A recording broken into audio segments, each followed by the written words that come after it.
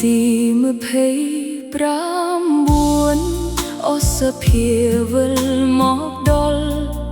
នាំចិត្តឲ្យខ្វាយខ្វល់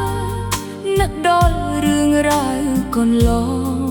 ថ្ងៃខួបអាពាហ៍ពិពាហ៍បងនឹងស្រស់ពងងារនួនល្អង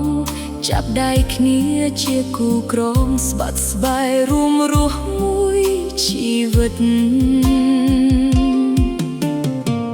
ផ្លូវដើរទៅមុខមិនមែនក្រាលដោយផ្កាឡើយល្វីងជួចចត់ណា